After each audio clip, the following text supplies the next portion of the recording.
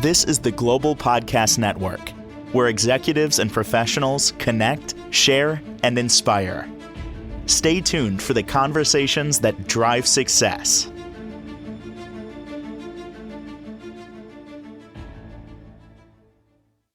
I always love getting together here on the program with so many different people in different lines of work. And I've truly found one with a lot of questions being answered today as we move forward with a gentleman who owns a taxidermy business in Tennessee, Cripple Creek Taxidermy. So many questions about this, how the process works. We started last time we got together, a lot of insight there. We're going to focus a little bit more on rules and regulations, especially out of the country.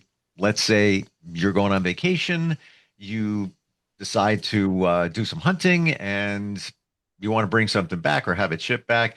How does it all work? Jamie Moorehead is back with us. How are you doing today? Doing well, my friend. How about yourself? Real good and Good. eager to learn more. Sure. And I got to imagine most every country has different rules and regulations for this, right? Yes, sir. That is correct. In order to go, if it is an international hunt that you're inquiring about, it does help to be prepared on what you're, as far as the legal aspect of what you're harvesting and how you're going to get it back, whether it be, from the export side on their end to the import side on our end. So it would behoove one to kind of study up as much as possible prior to going on a hunt, depending on what location you're going to go and what species you're going after. So typically, on a lot of the African, we'll start with Africa because typically, when you talk of international hunts, most people, that's kind of the big safari type hunt would be an African trip. So, there are certain species in Africa that you have to have paperwork for before you can have it exported out of the country and imported here.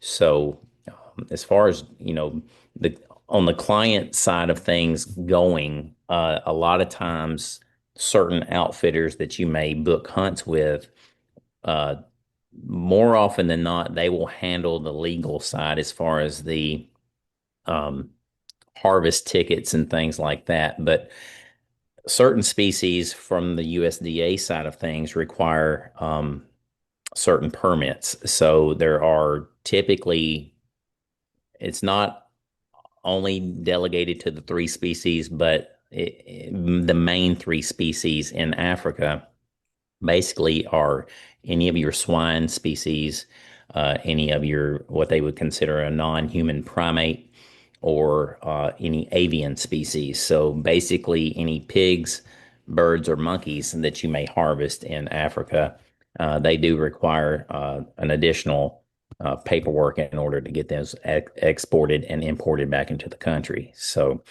Mm. we have to, with us being a USDA facility, um, a lot of times that was the main reason for getting our USDA permit, because we have in the past we've had an import export permit, but if you had a client that went and had 10 animals on his list that he wanted to harvest, if one of those animals fell into that restricted category, he would have to divide his shipment up. So they could ship, you know, the non-restricted animals, but they would have to leave the one restricted species there until it was completely tanned and cured prior to shipping. So by us having that permit now, we can kind of keep our hunters groups in the same uh, uh, packages as far as crates and things of that nature to kind of get them. That way, we're not dividing orders up. It just makes it a lot more simple.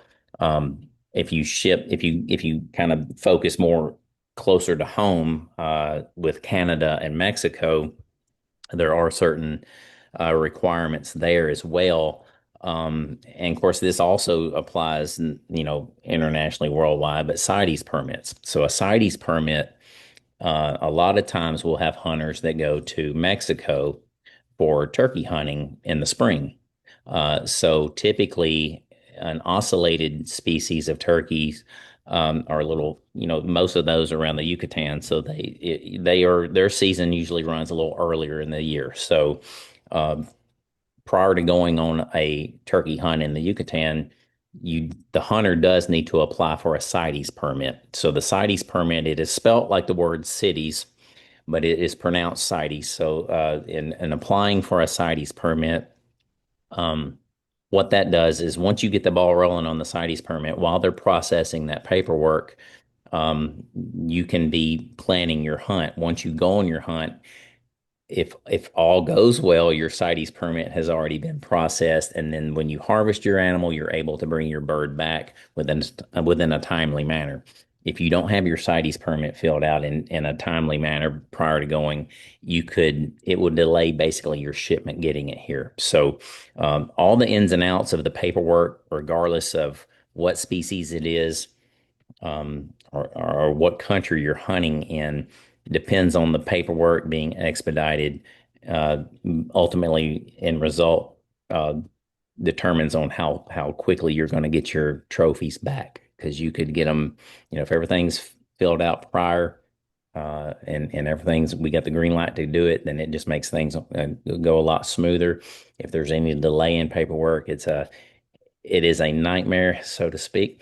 And I use that term loosely because, you can wait anywhere from, we have seen scenarios where it's been up to a year and Wow. a half just getting your trophies back. So at that point, it's kind of like the thrill is gone. You've kind of, you've lost, you lost interest in a sense, but, when the longer you delay, it just makes it worse and worse as you So can. let's look at it in two different scenarios. Sure. Let's say you went to Africa, Mhm. vacation, safari, whatever it might be, and yeah, you went hunting, you harvested. Can you have them, I guess the only term I'm going to use here, skin it Sure. there and then ship that back to you as opposed to the entire animal being shipped? Absolutely. And that is a big misconception and not to get into more of the pricing of completed mounts versus just skin mounts, but that is the main reason that we emphasize as much as we do on our import side of our licensing here in the States.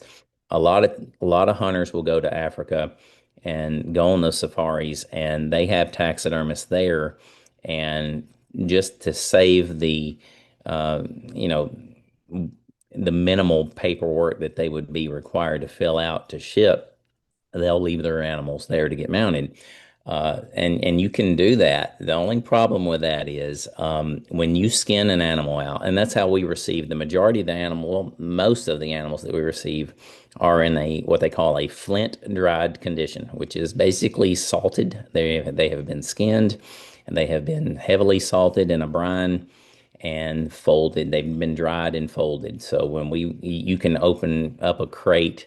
If we get a crate shipped to us that say in a wooden crate that's 4 foot wide, 4 foot tall, and 6 foot long, you can put anywhere from 10 or more skins in that crate with the horns and skulls and ship multiple animals. Um, as far as shipping cost is concerned, you're gonna save a whole lot more money shipping a multiple animal package than you would be having a completed mount done there in Africa and shipped. Because we have heard of some scenarios where it costs quadruple the amount of what the mount costs just to have it shipped over here. And anytime you're shipping a completed mount back across the waters, whether it be air shipment or by sea, you stand a chance of liability of it being damaged and things like that. So, I mean, that's a whole other topic in Mhm. itself because, you with us, most of the clients that are here in the States, if they go internationally, we are here that they can check on us. They can check on their status of their animals Sure. periodically. It's a little harder to reach out to a taxidermist in Africa to check status. So, and we're within not only within a short drive, pretty much anywhere anywhere in the country if they wanted to check on that. So, I mean, and then again, you can save an enormous amount of money by shipping multiple animals here. And, as far as the taxidermy pricing is concerned, I think a lot of people are, they would prefer the less cost of the taxidermy overall product in that particular country. But what they don't understand is even though we may be higher on the taxidermy side of things here in the States, you're still paying more to ship. So the shipping is where they get you on the cost of everything. So you save money on the amount, but you pay a crazy dollar amount to get it shipped versus shipping for less money. And even on our overall amount price, I mean, you're still coming out ahead to have it done here because the shipping is just it gets really crazy when you Mm. get into large species like that. So, Well, yeah, I can imagine. And then, there's always been shipping and handling. We've always heard that oh, term. yes, So sir. the handling, I'm going to imagine is up there in price of because of what we're shipping. Right. Let's say somebody's going abroad, and Hmm. whether it's Canada, Mexico, Africa, wherever, Hmm. can they consult with you to help better vet out the taxidermist there? At least maybe, yeah, even what we're talking about here, the shipping, or having it skinned there and then the skin sent back, so then you could mount it here. Right, right. So we can definitely help in that as far as trying to, um, help vet as far as their taxidermists and their process and things like that. So yes, that's absolutely something that we do and do often. Um, skins themselves, I mean, you don't necessarily have to have, and people do from time to time have completed what they consider finished products and hides sent back. But it's not necessarily required. We do our own tanning here, so that's where we kind of have an advantage of a lot of taxidermists, where a lot of taxidermists will either have it tanned commercially, or whatever the case may be. That's kind of where we have a little bit of an advantage, is um, because we do it in house. We don't have to ship that off, which is an additional cost, which is also another liability. So Mm. once that animal has been harvested, skinned, and salted, and then it's been exported from the particular country, and we get it, it's going to stay with us until you pick up the completed product. So it kind of helps out. I've heard this term, caping or cape a an animal trophy. What does that mean? So caping is basically skinning out the animal. So to cape an animal is to skin the animal. You Okay. can do a full body cape or you can do a shoulder mount cape. A lot of times when it comes to international species, they will be labeled as shoulder cape or shoulder mount, and then the back sides. If they're wanting to do, if you took a whole animal and you just split it right down the middle. From the middle of the animal forward would be what they would consider the shoulder mount cape. From the middle section rear would be what they would consider the backside. So the backsides are usually shipped with the shoulder mounts. They're labeled as such. So typically, when we're doing a shoulder mount for a person, the back hides are included, and typically we will tan the back hides for them. And the back hides, if you took a whole animal and like I say, if you just cut it in half, so you're not really getting a lot of the rear of the animal, but it's enough for maybe a throw rug or something that's kind of a more of a decorative piece. It wouldn't be the size of a full rug, but I will say that zebras tend to be one of the main species that people like to do full rugs on. So you can, more often than not, zebra hides are typically your full rugs. And if you get into obviously full mounts, then they will cape those out and they will be listed as a full cape. So you got that way you'll have the all four legs and everything included. So, Mm. but that's what that means, is to be skinned out is what caping means. So, Wow. Um, this may be a crazy question, but I wonder. sure. Let's say that you receive a skin. I have it sent to you, or I drop it off, whatever it is, or the animal itself. Right. I'm not really sure what I want to do. do you offer some type of storage until somebody decides, I'm going to do a shoulder mount. I thought about it, was going to do the full, maybe a rug and the shoulder, whatever it might be. Can you hang on to that stuff? Absolutely. So when it comes to stuff here in the US, obviously we 99% of those items are frozen. So we have a walk-in freezer to accommodate those particular animals. And a lot of times, if they come from Canada or Mexico, they come frozen. But when they come from Argentina, New Zealand, Spain, Kyrgyzstan, Africa, and places like that, they will be salted. So with a salted hide, you have a little bit more timeline. So when we get a shipment in and someone's still debating on what pose they want or what they want to do with the completed product, that salted skin is a salted skin, and it will pretty much hold its own until I mean, there is somewhat of a timeline, but it's not as critical as it would be on a frozen product. So you've got a little bit more variance in time. So, So, what if somebody makes a decision and what if the form that you get for a client doesn't fit the animal, or what if they just don't like the pose? well, so if it doesn't fit, obviously we can alter those forms. We do a lot of shaving and building up on forms because you do run into that. Suppliers only have I don't really want to use the term limited supply because there are some that have a larger selection, but even at that, all animals are going to be different sizes. So you're going to have to invariably do some shaving or building up on pretty much any form that you get. Very rarely do they ever fit 100% perfectly at any time. But if the client's if they've made a decision on a pose and and you pulled the trigger on it, no pun intended, but and you mount it, it's pretty much the only thing a person could do if you get it and you're like, well, I don't really know if I like the end result as far as that particular pose. I wanted him looking the other way or this or that. The only thing a person could do from that point moving forward would be